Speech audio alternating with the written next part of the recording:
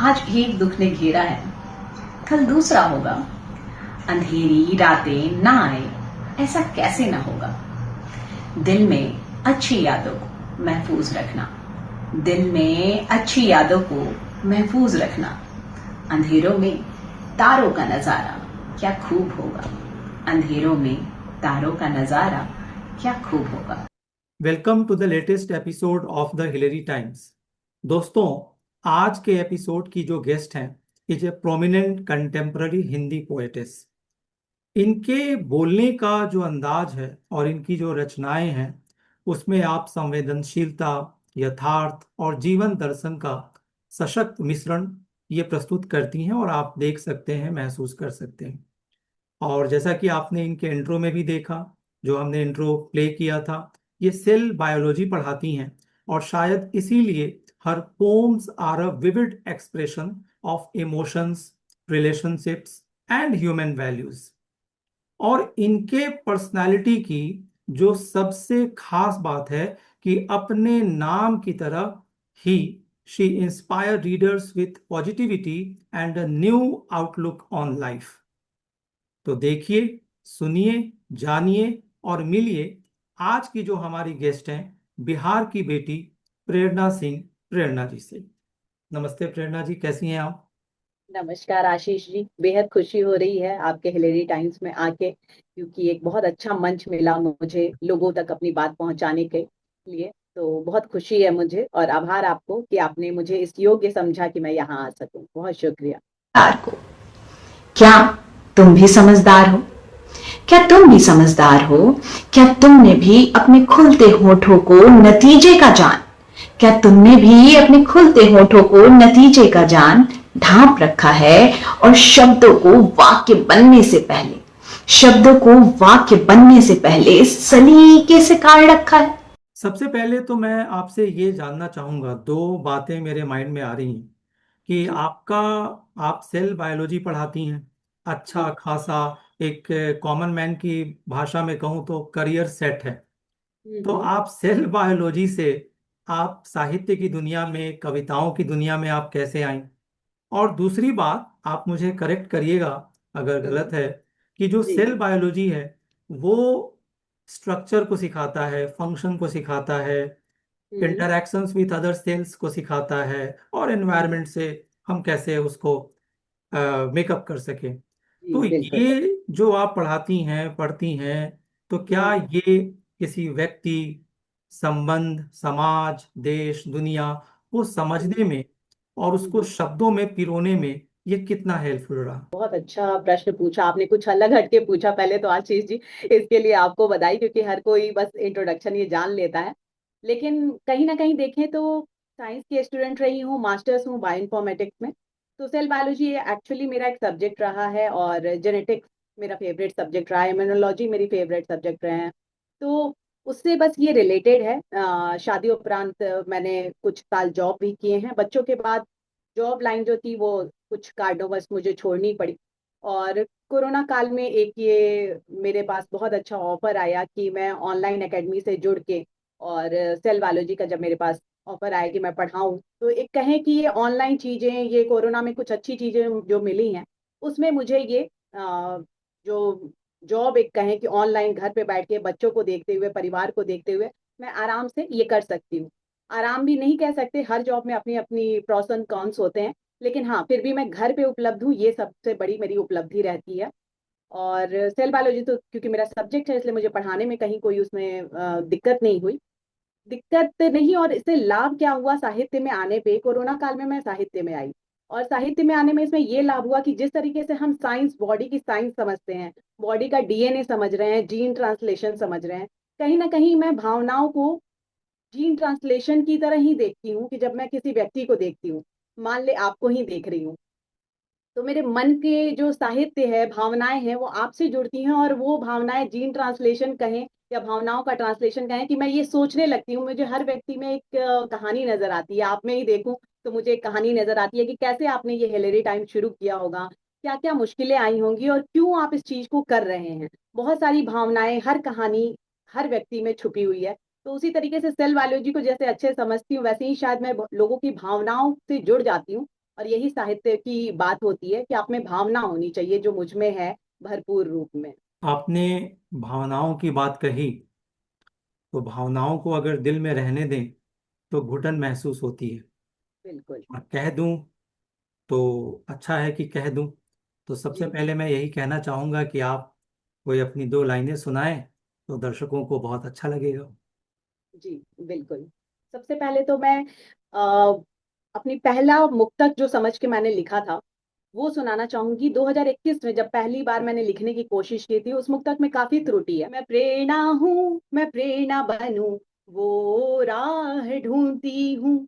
मैं प्रेरणा हूँ, मैं प्रेरणा बनूं, वो राह ढूंढती हूँ। कुछ हम्म। लिखती हूँ, कुछ कहती हूँ, दिल में उतरने का ख्वाब रखती हूँ। जो अपनी बात शब्दों से मैं आप तक पहुंचा पाऊं, मैं अपनी बात शब्दों से आप तक पहुंचा पाऊं। तो लेखनी के लिए ईश्वर का आभार करती हूँ। तो लेखनी के लिए ईश्वर का आभार करती हूँ। मेरे मन में ये विचार था कि प्रेरणा नाम को मुझे सार्थक करना है, और लेखनी किसी के पास अगर है, अगर कोई लिख पा रहा है, तो ईश्वर के लिए सच में उसके मन में वो धन्यवाद होना चाहिए कि वो लिख पा रहा है, लोगों तक अपनी बातें पहुंचा पा रहा है। सबसे और ये पहले एक बात मेरे माइंड में और आई थी जब मैं आपके बारे में रिसर्च कर रहा था, कि कोई तो एक ऐसा मोमेंट होगा, कोई तो वो दिन होगा, कोई तो वो व्यक्ति होगा जिसने हम्म। सबसे पहले आपकी कविता सुनी होगी। तो वो बिल्कुल। याद आ रहा है कि वो कविता कौन सी थी और वो मोमेंट कैसा था जब आपको लगा कि अरे वाह, मैं भी कवि हूँ। ये तो अगर मैं अपने यादों के झरोखे में जाऊं तो बचपन से चार चार पंक्तियां ऐसे ही लिखती थी। हमें पता नहीं होता था कि हम वो कविता लिख रहे हैं, लेकिन हम लोग लिखते थे। तो पहली बार मुझे लगता है कि जो दो चार पंक्तियां मैंने लिखी होंगी वो लिखकर मैंने अपने पिताजी को दी थी। क्योंकि जब हम कुछ कारणोंवश रेंट के घर में रहते थे तो एक कमरे का रूम था, और एक कमरे में हम चार लोग रहते थे। और जब हम बड़े घर में आए अपना घर बना के, तो सबके पास अपने अपने कमरे थे। और ये बात मुझे अच्छी थी कि सबको अपना अपना स्पेस मिलता था, लेकिन मुझे कहीं ना कहीं कचोटती थी, क्योंकि जब हम एक ही कमरे में रहते थे और चारों साथ में रहते थे तो कुछ लड़ाइयाँ होती थी, भाई बहन में होती थी, लेकिन वो जल्दी सुलझ जाती थी क्योंकि ऑप्शन नहीं रहता था दूर जाने का। और जब अपने अपने कमरे हो गए तो हम लोग एक दूसरे से दूरी बना के रहने लगे, अपने रूम के कमरे बंद करने लगे। वो नाराजगी एक दिन दो दिन ऐसे चलने लगी। तब मैंने पिताजी को अपने कुछ पंक्तियां लिख कर दी थी कि जब एक कमरे में थी चारपाई, अब मुझे अच्छे से याद तो नहीं, लेकिन तब से मुझ में वो बातें बचपन से ही थी। फिर अटल बिहारी वाजपेयी पे मैंने 12th में एक कविता लिख के अपने स्कूल में सुनाई थी। उसके बाद से कहीं ना कहीं जब मैं ये कोरोना काल में ऑनलाइन जुड़ी, तो एक दो पटल थे जहां पर मैं अपनी कुछ भावनाएं लिखती थी, और तब उनसे मुझे पता चला कि अच्छा ये कविताएं हैं और मुझे लिखनी चाहिए और भी। और इस तरह से ऑनलाइन ही मैं कहूँ तो मुझे मतलब बढ़ावा मिला और मैं आगे बढ़ी हूँ इस क्षेत्र में। तो आम तौर पर खास करके भारत में जो फादर्स की जो छवि है वो बड़ा जी। कुछ सख्त टाइप का है। तो हम्म। आपके फादर ने अप्रिसिएट किया या कान पकड़ के बोला पढ़ाई पे ध्यान दो? किसी किसी पुरुष में स्त्रीत्व ज्यादा होता है। मुझे लगता है मेरे पिताजी में भी वो था कि वो बहुत सॉफ्ट स्पोकन है, तो उन्होंने हर बार मुझे बढ़ावा ही दिया। मैं चार लाइन लिखती थी, उस चार पंक्तियों का वो जवाब लिख के देते थे मुझे हमेशा। मेरे पिताजी भी कुछ कुछ लिखते हैं और मेरी माताजी भी, क्योंकि हिंदी की प्रोफेसर ही थी। तो शुरू से ही घर में जो है वो हिंदी का ही, साहित्य का ही इन्वायरमेंट रहा है। तो इस मौके पर आप अपने पिताजी के लिए या बहुत सारे पिताओं के लिए कोई चार पंक्तियां सुना दें। कि भाव का संसर्ग शब्दों में कम था, हृदय नम पर भी आंखें निर्मम निपुण था। पग में चक्र था जो तोड़ता था हर चक्रव्यूह, जिम्मेदारियों को निभाने में वो कलात्मक संपूर्ण था। बेफिक्री की चादर ओढ़ा सबको, वो फिक्र की चादर को सीलता हर पहर था। बेफिक्री की चादर ओढ़ा सबको, वो फिक्र की चादर को सीलता हर पहर था। अपनी ख्वाहिशों को नजरअंदाज कर वो अपनों के ख्वाबों को कमियों में भी लहू से भर देता था। वो अपने ख्वाबों की कमियों में भी दूसरों की ख्वाबों में रंग भरने के लिए अपने लहू से भी भर देता था। पिता शब्द एक दिन जो जुड़ा किरदार से उसके, बच्चों का फरिश्ता बन वो इंसान की तरह रह लेता था। बच्चों का फरिश्ता बन वो इंसान की तरह रह लेता था। और एक गजब सी बात थी उसमें, उसके एक होने से महफूज जहां का हर कोना लगता था, उसके एक कोने से महफूज जहां का हर कोना लगता था। तो पिता एक ऐसा भाव है जिसके होने से आप जहां में कहीं भी रहेंगे आप खुद को स्वयं को महफूज महसूस करेंगे। तो वही मेरे पिता के साथ भी था और आज भी मैं उन्हें मापा कहती हूँ। और मुझे बहुत गर्व है कि और मुझे लगता है कि ईश्वर का आशीष है मेरे ऊपर कि कहीं ना कहीं मुझे ऐसे पिता का साथ मिला है। देखिए, आप तो लकी हैं, आपके फादर भी लकी हैं कि आप जैसी बेटी उन्हें मिली, बिहार की धरती को मिली। जी। लेकिन आज भी ऐसे कई फादर्स हैं, पिता हैं, हम्म। 2025 में भी उनकी बेटियों को दहेज के नाम पर खास करके दिल्ली और आसपास जैसे एरिया में जलाया जी। जा रहा है। बिल्कुल। ये बहुत ही शर्मनाक स्थिति है, और हमें सोचना चाहिए कि हम किस तरीके के समाज में रहते हैं और हम किस तरीके के सोच को अपने मन के अंदर जगह देते हैं। जगह तो देते हैं। ऐसे में आपका क्या विचार है, आप क्या कहना चाहेंगी? और कोई पंक्ति जो शायद आप सुनाना पसंद करें, जो ऐसे पिताओं के लिए, ऐसे विकृत समाज के लिए मरहम का काम करे। मुझे लगता है पहले तो आशीष जी की कहीं ना कहीं चीजें बदल रही हैं, लेकिन अभी भी कितनी घटनाएं हो रही हैं। तो इतनी सारी घटनाओं को रोकने के लिए कहीं ना कहीं जिसने सफर भी किया है, जो अपने घर में रूढ़िवादिता झेल रहा है, उसको ये नहीं कि हम क्या करते हैं जनरेशन टू जनरेशन उस बात को कैरी ऑन करते हैं। हमें क्या करना है कि उस चीज को वहीं पे रोकना है। जैसे अब मैंने तो ये चीजें देखी ही नहीं है, समझी ही नहीं है, लेकिन फिर भी दूसरों के जीवन में जो देखा है, अगर मैं झेलती तो फिर मैं ऐसा परिवार बनाने की कोशिश करती, ऐसे परिवार का निर्माण करने की कोशिश करती कि कहीं ना कहीं वो चीजें आगे ना बढ़े। कहीं ना कहीं अगर मेरी बेटी होती तो मैं ये कोशिश करती कि उसको वो मैं सब चीज दूं, उसको वो संस्कार दूं कि फिर वो आगे के जनरेशन में वैसे ही संस्कार आगे बढ़ाते रहे। तो अब कहीं ना कहीं जरूरत है हर परिवार को बदलने की। अगर आप उस सोच में अगर ढले हैं तो खुद सामने वाली जनरेशन को मत ढालिए, क्योंकि स्त्री के बारे में भी मैं यही कहती हूँ कि अगर स्त्री स्त्री का साथ दे तो कितना खूबसूरत होता है। अगर मान लें आपके घर में पिता ही है जो रूढ़िवादी है, अगर उस घर की स्त्री अपनी बेटी का साथ दे तो स्त्री का साथ से वो परिवार खिल सकता है। तो हमें इस सोच को आगे नहीं बढ़ने देना है, अभी तक जहां था वहीं रोक देना है, वहीं स्टॉप कर देना है। बस यही मेरी एक कोशिश रहती है। वो स्त्रियों के लिए भी मैं यही कहती हूँ, दहेज प्रथा अगर आपके यहाँ है तो वो लड़की भी जिस घर में जा रही है वहां भी एक स्त्री है जिसने जो ये देख रही है। तो अगर हर घर की स्त्री ही बदले तो क्या पुरुष नहीं बदलेंगे? हर घर के पुरुष को बदलना ही पड़ेगा। तो मुझे लगता है कि हमें बदलाव जो लाना है वो स्त्रियों में ही लाना है, और तभी हम समाज को, पुरुष को बदल पाएंगे। तो और पुरुषों के लिए भी मैं यही कहती हूँ कि सुनो, तुमने उसे देखा तो है मगर देखा नहीं है। सुबह की किरण से घर में उजाला बिखे, अंधेरे को पोंछ कर खुद की इच्छाओं को जलाकर सेक कर क्षुधा को शांत करती सेक देती है वो रोटियां, और भावनाओं के मीठे तीखे नमकीन मसालों से बना देती है जिंदगी के जायके। सुनो, तुमने उसे देखा तो है मगर देखा है क्या? अपने ख्वाबों के सिलवटों को कपड़े के इस्त्री में भूल आंसुओं को धो डालती है, और कपड़ों में लगे दाग को, जो दिखता तो है मगर किसी को अच्छा नहीं लगता, जो दिखता तो है तो किसी को अच्छा नहीं लगता, उसका कारण जानने से कुछ बदल नहीं जाएगा, तो धुल जाना ही सही है। फिर ऊपर से सब कुछ सही तो दिखता है, फिर ऊपर से सब कुछ सही तो दिखता है, पर अंदर से रेशे जो कमजोर हो गए हैं वो कोई नहीं देख पाता। और सुनो, तुमने उसे देखा तो है मगर देखा है क्या कि पूजा और उपवास कर मन के हवन कुंड में डाल देती है वो अपनी चाहतों की आहुति, और मांग लेती है वो सब की खुशी याद से। मांग लेती है वो सब की खुशी याद से, अपना कुछ याद ही नहीं उसे, क्योंकि वो स्वयं को छोड़कर सबको अपना मानती है। क्योंकि वो स्वयं को छोड़कर सबको अपना मानती है, और सबकी याद में बस उसे जो याद नहीं रहता वो है वो स्वयं। सबकी खुशी में जो उसे याद नहीं रहता वो है बस वो स्वयं। और इस एक भूलने के क्रम में कोई उसे वैसे याद नहीं रखता। इस एक भूलने के क्रम में कोई उसे वैसे याद नहीं रखता जैसे कि सब याद रखते हैं स्वयं को।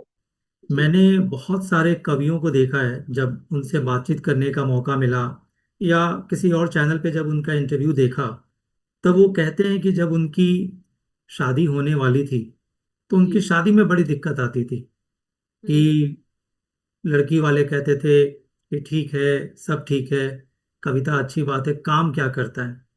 हाँ। तो ये मैं जानना चाहता हूँ कि क्या ये समस्या पोएटिस के साथ भी आता है? नहीं, मुझे लगता है पोएटिस के साथ कम आता होगा आशीष जी, क्योंकि पोएटिस के आज भी समाज इतना बदला है, फिर भी कहीं ना कहीं पोएटिस की अर्निंग उतनी मायने नहीं रखती है जितनी मेल मेंबर की अभी भी मायने रखती है। लेकिन फिर भी मुझे लगता है कि अगर आपकी वाइफ पोएटिस है तो आपका इस मतलब घर में आपके जो प्यार, संस्कार, भावनाएं विचरण कर रही होंगी। आपके बच्चों में जो संस्कार मिलेंगे, जो भाव मिलेंगे, वो बेहद खूबसूरत मिलेंगे, क्योंकि अगर कोई साहित्य से जुड़ा हुआ है ना, तो इसका मतलब है कि उसके पास दिल है। दिल वो नहीं जो साइंटिफिकली आपके बॉडी में सिर्फ धड़क रहा है। दिल वो जो सच में आपको समझेगा, दिल वो जो आपके परिवार को जोड़ के रखेगा, दिल वो जो आपके बच्चों को संस्कार देगा, और दिल वो जो आपके समाज में जितने भी आपके समाज के लोग होंगे उनमें एक खुशबू फैलाएगा। तो मुझे लगता है कि अगर आपकी वाइफ पोएटिस है तो इससे खूबसूरत कुछ नहीं हो सकता। और आमतौर पर जो वाइफ्स होती हैं मोटिवेशनल स्पीकर होती हैं। हाँ, ये तो है। क्यों नहीं मैं मौन रहती, क्यों नहीं गलत को सहती, क्यों मुस्कुराकर झूठ में हामी नहीं भरती, और क्यों नहीं मैं मौन रहती, क्यों मैं दो तरफे चेहरे को स्वीकार नहीं करती, और क्यों झूठे आंसुओं का खेल नहीं खेलती, और क्यों गुनाह की जगह से अनजान बन नहीं निकलती, क्यों गुनाह की जगह से अनजान बन नहीं निकलती, और क्यों नहीं मैं मौन रहती, क्यों नहीं संस्कारों के तवे में कुरीतियों को सहते रहती। जब आप हमारे बिहार में या कहीं भी जाएंगे, कहीं बहुत कुछ है जो रूढ़िवादिता अभी भी है। तो मैं मौन रहने वालों में से नहीं हूँ, तो वहां पे मैंने ये लिखा था कि क्यों नहीं संस्कारों के तवे में कुरीतियों को सहते रहती, और क्यों नहीं जो रास्ते बने उन्हीं पे चलते रहती, क्यों नहीं जो रास्ते बने उन्हीं पे चलते रहती, और क्यों नहीं बड़ों की गलतियों पे चुप्पी साध लेती। अब ये भी कमी है मुझ में कि क्यों नहीं मैं बड़ों की गलती पे चुप्पी लेती, और क्यों नहीं मैं मौन रहती। और फिर मैं स्वयं को ही इसका जवाब देती हूँ कि नारियों के नौ रूप में मैं शक्ति का प्रतीक हूँ। नारियों के नौ रूप में मैं शक्ति का प्रतीक हूँ। बदलाव देखने वालों के समक्ष आज गलत, बदलाव देखने वालों के समक्ष आज गलत, कल की सच्चाई का प्रज्वलित दीप, कल की सच्चाई का प्रज्वलित दीप हूं, तो कैसे रहूं मैं मौन, कैसे रहूं मैं मौन, जब मेरी टूटी चुप्पी में ही उन गलत लोगों पे पूर्ण विराम का रूप हूं, उन गलत लोगों पे पूर्ण विराम का रूप हूं, तो कैसे रहूं मैं मौन। जीवन के जिस मोड़ पर स्त्रियां अपने मन के रंग को भूलते चली जाती हैं, उस मोड़ पर एक स्त्री ने अपने स्वर से, अपने संगीत से कई स्त्रियों के जीवन को लयबद्ध कर दिया। कुछ इस तरीके से उनकी मन की लय को झंकार दी कि वो स्त्रियां प्रेरणा स्रोत बनकर आज समाज को रास्ता दिखा रही हैं। प्रेम कैसा होना चाहिए, इस पे चार पंक्तियां कहती हूँ कि प्यार ऐसा हो कि जिसमें आत्मा श्रृंगार पाए, प्यार ऐसा हो कि जिसमें आत्मा श्रृंगार पाए, टूटे मन का तार भी संगीत की झंकार पाए, दो कदम तुम साथ चलना, दो कदम मैं भी चलूंगी, दो कदम तुम साथ चलना, दो कदम मैं भी चलूंगी, साथ दोनों का मिले यूं पूर्णता आकार पाए, साथ दोनों का मिले यूं पूर्णता आकार पाए। एक बात हमने और भी ऑब्जर्व किया, बहुत सारे ऐसे कवि होते हैं उनके नाम में लगा होता है बरेलवी, हम्म। देलवी, हम्म। फर्रुखाबादी, हम्म। लेकिन हम उन्हें देखते हैं कि वो आमतौर पर वहां रहते नहीं, रहते दिल्ली मुंबई में।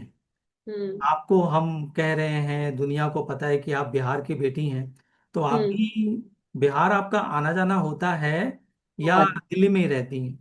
नहीं नहीं, बहुत ज्यादा होता है। और मैं बताऊं, अभी तो बेटा मेरा बोर्ड में जाने वाला है तो थोड़ा कम हुआ है, शायद साल में 2 से 3 हो रहा है। नहीं तो मैं सबसे ज्यादा बिहार जाती थी अभी लास्ट ईयर तक। 4-5 तो मेरे ट्रिप्स बनते ही रहते हैं, जहाँ छुट्टियां होती हैं तो हम घूमने कम, और मैं अपने मायके जाना, क्योंकि मेरा ससुराल भी उसी साइड है, गोपालगंज में। तो छपरा या गोपालगंज, मैं फट से वहीं का टिकट लेती हूँ और वहीं जाती हूँ। क्योंकि पूरे वर्ष में आप कहीं भी रहिए, खासकर फेस्टिवल्स में या अपनों के पास जाके अपनी भूमि पे जब आप पैर रखते हैं ना, तो वो जो एहसास होता है वो आप कहीं नहीं पा सकते हैं। फिर आप कहीं भी घूमने जाएं, कहीं भी कुछ भी करें, लेकिन अपनी जगह की मिट्टी जो होती है, और ये धीरे धीरे बड़े होते हुए जब जैसे जैसे बिहार मुझसे छूटा, वैसे वैसे मुझे एहसास हुआ कि बिहार बहुत ज्यादा है मेरे अंदर। और फिर जब हम बाहर आते हैं और बिहारियों पे कुछ कमेंट होते हैं, तब हम शायद ज्यादा और अपनी मिट्टी से जुड़ते चले जाते हैं, क्योंकि हमें ये एहसास होता है कि हमें अपनी एक पहचान बनानी है, और कहना है कि मैं प्रेरणा सिंह बिहार से, ताकि तब उनके दिमाग में आए कि अच्छा ये बिहारी है, और ये मतलब ऐसा इन्होंने नाम किया है, मुझे वो पहचान बनानी है। और जहां तक प्रेरणा नाम से आपने बोला कि क्यों आपने तकल्लुस नाम जो है वो बिहारी नहीं लगाए, मैंने खुद भी नहीं लगाया है ये प्रेरणा नाम। मैं शुरू से इंस्पायरिंग ही लिखते आ रही हूँ 4-5 साल से। और सुवासिता में एक मंच है, उन्होंने पहली बार मैं जब संचालन कर रही थी उनका, तो कुलदीप कौर दीप जी उनकी जो संस्थापिका है, उन्होंने पहला जो मुझे सर्टिफिकेट दिया, मेडल दिया, उन्होंने ये नाम लगा के दिया कि तुम प्रेरणा हो, तुम प्रेरणा लगाओ। और वो मुझे खुद से इतना पसंद आ गया, मुझे लगा कि हाँ मैं ये करूंगी आगे भी लोगों को, क्योंकि फिर मैंने प्रेरणा का मंच भी बनाया था। बहुत कुछ मैं कर रही हूँ कोशिश कि मैं लोगों को इंस्पायर कर सकूं, तो मुझे बहुत अच्छा लगा ये नाम। भोजपुरी प्रदेश से आप आती हैं, बहुत जी। ही स्वीट और एक ऐसी लैंग्वेज जो आमतौर पर लोग समझ जाते हैं। तो अगर जी। आपने कोई भोजपुरी में कोई रचना अगर लिखी हो तो आप प्लीज सुनाएं। तन से तन की दूरी फेस्टिवल्स में जब होती है, तो सच में मन वो समझता है कि अच्छा ये होली थी, ये दिवाली थी, हम मिल के मनाते थे। तो कोरोना ने बहुत कुछ सिखाया भी, और उस वक्त जो मैंने नहीं खेली होली, तब लिखा था मैंने कि ए सखिए है बार ना खेल पैनी, तो संग होली रे। ए सखिए है बार ना खेल पैनी, तो संग होली रे। न भीगल चुनेरी न करनी तो संग हंसी ठिठोली रे। रौनक फागे के गायब तब से कोरोना जब से भइल, त्योहार सब छूटत जात बा, देख याद आवत बा पिछला जे भइल। कि सीखता बड़का दे दे लग सकी, ई होली के दूरियों सहेली रे। भेजनी हरंग भर के बतवा में, तू अकेला मन में प्रेम के होली रे।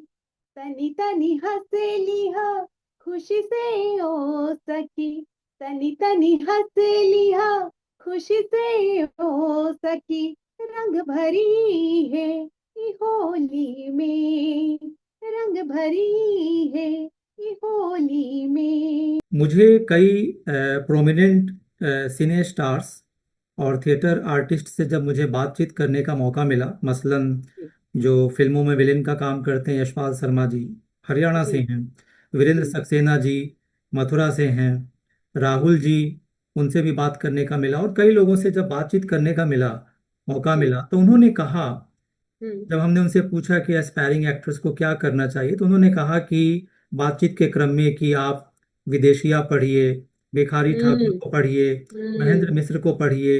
बहुत सुंदर है। तो आप तो उस जगह से आती हैं और आप जी। लिखने पढ़ने का भी काम करती हैं, ये आपका पैशन है। हम्म। तो क्या हम्म। कभी आपने उनको अपने अंदाज में पढ़ने, देखने, समझने का आपको मौका मिला, आपने प्रयास किया? नहीं, मैं कहूंगी आशीष जी की मैंने बहुत कोशिश नहीं की है। मेरे पास एक उषा शर्मा जी हैं, मेरे छपरा की ही राइटर हैं, उनकी बुक है जो भोजपुरी में है, और उसको पढ़ने की कोशिश करती हूँ और सीखने की कोशिश करती हूँ, क्योंकि कई जो वर्ड्स हैं मुझे भी नहीं पता होते हैं, तो उनको पढ़ के कोशिश करती हूँ। क्योंकि हमारे साथ क्या रहा कि हमने इंग्लिश नॉवेल्स बहुत पढ़े, हिंदी बहुत पढ़ा, क्योंकि घर में ही लाइब्रेरी थी, तो बचपन ही गोदान गबन और इन सब चीजों में बीता है मेरा। तो ये सब चीजें पढ़ने की, हिंदी लिटरेचर पढ़ने की काफी आदत रही, भोजपुरी नहीं रही। और भोजपुरी जितना सिंपल, जितना मीठा दिखता है, जब हम इसको लिटरेचर में जाते हैं, तो हमें कई चीजें समझ में नहीं आती है, क्योंकि मैं बहुत रही भी नहीं वहां पे, 10th तक रही हूँ, फिर बाकी समय मेरा हॉस्टल में ही बीता है। यहाँ मैं व्यूवर्स को बताना चाहूँगा, खास करके उन व्यूवर्स को जो बिहार से बिलोंग करते हैं, भोजपुरी को जानते हैं, कि मशहूर एक्टर यशपाल शर्मा जी ने, वीरेंद्र सक्सेना जी ने, राहुल सिन्हा जी ने भोजपुरी को लेकर के, भोजपुरी राइटर्स को लेकर के क्या बोला है अपने इंटरव्यू में, उनका लिंक भी प्रेरणा जी के इंटरव्यू लिंक में आपको मिल जाएगा डिस्क्रिप्शन बॉक्स में, आप प्लीज जाइए और देखिए। तो मुझे लगता है कि आप जैसे राइटर्स की खास करके भोजपुरी में बहुत ज़रूरत है, क्योंकि हम्म। भोजपुरी को लेकर जितनी अच्छी बातें हैं, आज भोजपुरी के साथ एक स्कार भी लग गया है वल्गैरिटी का। हाँ बिल्कुल। तो खास करके दिल्ली में जब हम पढ़ते हैं या न्यूज़पेपर से जब हमें जानने को मिलता है, तो ये हम्म। जो तमगा जुड़ा है वल्गैरिटी का, चाहे वो आफ्टर ऑल कोई तो इन गानों को लिख रहा है, कोई तो इसको हम्म। प्रेजेंट कर रहा है। तो आप हम्म। जैसे राइटर्स इसको ले करके क्यों नहीं संजीदा हैं, क्यों नहीं कोशिश करते हैं कि हमें भोजपुरी को स्वस्थ बनाना चाहिए? हाँ ये बिल्कुल आपकी बहुत अच्छी बात है। और मैं कहूँ कि सिर्फ बिहार में नहीं है ये आशीष जी, अब आप पंजाबियों में भी देखें तो कई गाने ऐसे हैं जो बहुत वल्गर हो रहे हैं, और कई गाने ऐसे हैं जो इतने मिठास भरे हैं। तो ये हर क्षेत्र में है, हरियाणवी में भी है, बहुत चीप गाने हैं और बहुत अच्छे गाने भी हैं। वैसे ही सेम बिहारी में भी है। मुझे लगता है ये अंडरलाइन करने की हर बार जरूरत नहीं होती कि बिहारी में ही है, लेकिन हाँ भोजपुरी में स्पेशली अगर है तो मेरे जैसे लोगों को कोशिश करनी चाहिए कि हम उसमें कुछ अच्छा दे पाए। तो ये मेरी भी कोशिश रहेगी, आज आपके मन से ये बात मैं अंदर से लेके जाती हूँ और कोशिश करूंगी कि कुछ अच्छा लिखूं। आजकल की जो लाइफ स्टाइल है, हम एक तरफ तो कहते हैं कि बहुत हेक्टिक लाइफ स्टाइल है, ऑन दी अदर हैंड मुझे लगता है कि हम खुद ही रिस्पॉन्सिबल हैं, हमने खुद हम्म। हेक्टिक बनाया हुआ है। और हाँ। ऐसे में जो हमारे जो बहुत क्लोज टू हार्ट संबंध हैं, चाहे वो वाइफ का हो, डॉटर का हो, माता पिता का हो, वो हम्म। कहने को तो है, लेकिन हम आज एक ही घर में एक दूसरे को सामने सामने से नहीं, व्हाट्सएप से गुड मॉर्निंग और हालचाल पूछ रहे हैं। एक बिल्कुल। गाना मुझे याद आ रहा है, पुराने फिल्म का था कि सीने में जलन आंखों में तूफान सा क्यों है, इस शहर हम्म। में हर शख्स परेशान सा क्यों है। परेशान सा क्यों है। हम्म। तो आप इस पर क्या कहेंगी, इसे कैसे देखती समझती हैं और संबंधों को कैसे परिभाषित करेंगी? ये आपने बिल्कुल सही कहा कि कुछ तो परेशानियां बढ़ गई हैं, कुछ हेक्टिक लाइफ बढ़ गई है, इसमें दो राय नहीं है। लेकिन कुछ हमने बढ़ा भी ली है। और कहीं ना कहीं जो हमें समय अपने बच्चों को देना चाहिए, जो अपने परिवार को देना चाहिए, वो हम व्हाट्सएप और फेसबुक पे दे देते हैं। तो कभी कभी मैं भी इसमें ज्यादा दे देती हूँ, लेकिन मेरी कोशिश यही रहती है। मैंने कहा ना कि मैं अपने से कोशिश करो, अपने परिवार में बदलाव लाओ, आपका समाज बदलेगा, मेरा यही रूल है। तो मैं जो चीजें बदलती हूँ वो कहीं ना कहीं मेरे पड़ोसी देखते हैं, सब लोग देखते हैं। कहीं ना कहीं कोई दोस्त देखता है और वो चीज कहता है कि तुम्हारी पेरेंटिंग बहुत अच्छी है, तुम्हारा ये बहुत अच्छा है, तो वो भी सीखे उससे।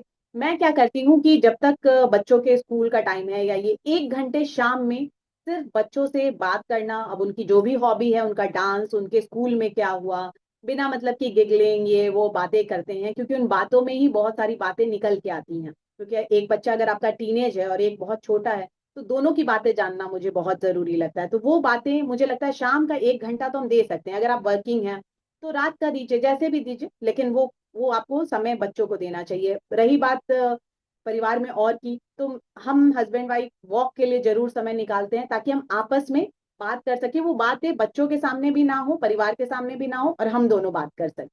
तो ऐसे हमें समय निकालना पड़ता है। ऐसे अगर हम कहते कि हेक्टिक है ये है, तो नहीं होगा, नहीं तो वो ये तो जो यही सीखेंगे ये कि जो मम्मी बिजी। संबंधों में जो दूरियां आ रही हैं, हम एक हम्म। दूसरे को मन की बात नहीं कह रहे हैं, हम सिर्फ हाँ। सुनने का या बोलने का या कहने का सिर्फ एक नाटक कर रहे हैं, हम मन हम्म। से नहीं जुड़ रहे, ऊपर ऊपर हम्म। से।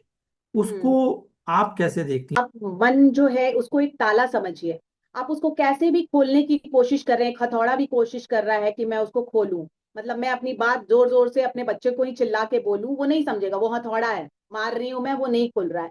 लेकिन मैं एक भावनात्मक रूप में अगर उसको वो बात बोलूं, कहीं ना कहीं उसके मन के हिसाब से समझाते हुए प्यार से, तो वो एक चाबी है जो उसके मन के ताले को खोल देगा। तो वो हमें भावनाओं की चाबी को हमेशा अपने पास रखना चाहिए। हर बार हथौड़ा काम नहीं करता, किसी चीज को आप तोड़ के नहीं समझा सकते हैं, उसको प्यार से ही समझा सकते हैं। तो यही हम अपने साहित्य में भी करते हैं, क्योंकि हम किसी के मन तक कैसे पहुंच पाते हैं, जब हम मन से बिल्कुल लिखते हैं, भावनाओं से ओत प्रोत लिखते हैं। ये मैंने एआई के बारे में कहा था कि एआई कितना भी लिख ले, भावनाओं को जोड़ के नहीं लिख सकता, क्योंकि उसने जिया नहीं है। हम जी रहे हैं, हम अपने जीते जीते सीख रहे हैं। तो हम भावनाओं से जब जुड़ के कुछ भी काम करते हैं ना, तो जरूर वो सामने वाले के दिल तक पहुंचती है। तो इस मौके पर कोई आपकी कोई कविता?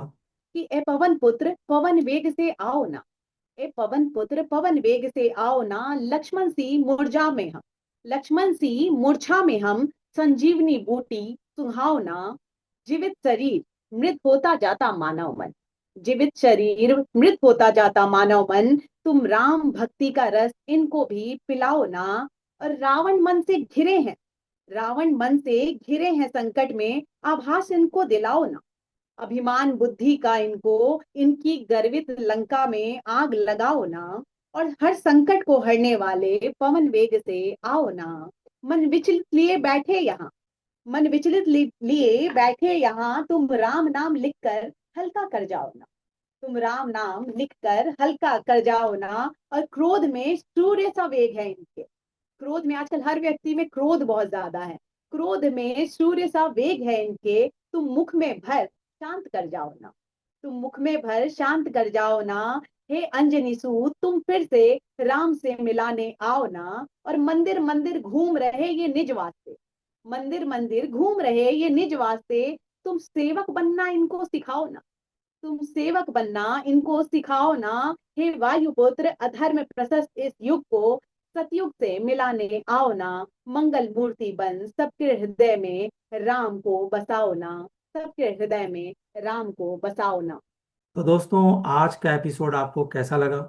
आप हमें कमेंट करके बताइए। और मैं हूं आप सभी का दोस्त, इस प्रोग्राम का host, and a very simple and a very common man, Ashish Kumar. आप देख रहे हैं द हिलरी टाइम्स। मुझे दीजिए इजाजत। जय हिंद।